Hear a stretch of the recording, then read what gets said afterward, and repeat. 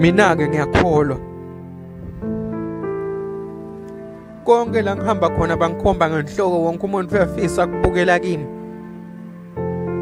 Mina ngiyamkholwa uNkulunkulu. Nangisho ebantwini ngithi mina uyangentela konke lokuhle nalokhu labangibona nginako ngoba kungenxa yaNkulunkulu. Kodwa nangiphuma kibo mina ebantwini nasebacedzile ukukhuluma nami ngiyakwathi lengifike ngikwente mina sengingedvana.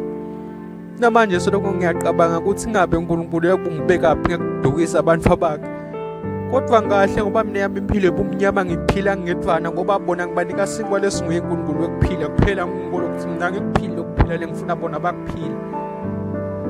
Mina ngiyabati umnyama ukuthi bungilethele impumelelo okungakona namhla ngikhona nekubayenga ngaleli sonto lami nengingalo ngithi mina ngiyakholwa bombeliever uNkulunkulu tabende latimanga. Mina ngiyawati amandla kubaphilisa bona ukuthi kungathathaphi ngoba kusiwo la kaNkulunkulu nabo futhi ngabona bayakusho lokho kuphela ukuthi kusuke bajabulela kuphila.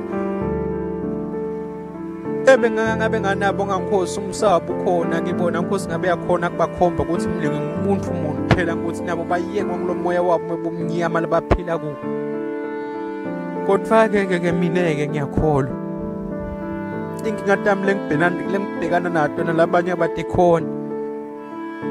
Kodwa ngoba uNkulunkulu kuyaphilwa ngisho njalo ukuyibona sengiphambi kwabo kodwa ngiyathi nebumnyameni kuphila kanjani. Yonke lento leyenteka kumina ngeyami impilo ngisasolutho nalokhu sengigula ngingasafi.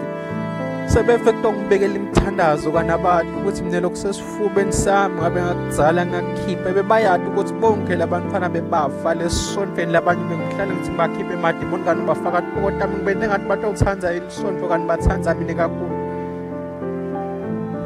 Akusiko ukuthi lonke lento imali bane batinikele sonto bebatinikele ngoba bebafuna ukuthi kuthe bangatenda kona kuphela ukuthi ngimi nemandla ami lawa bekabenta bona ngisinami kusuke ngentela sinkwa sami sekuphila. Bona nabakhuluma ngekwabo the great prophet has died kodwa mina ngiyati ukuthi the worst prophet has died.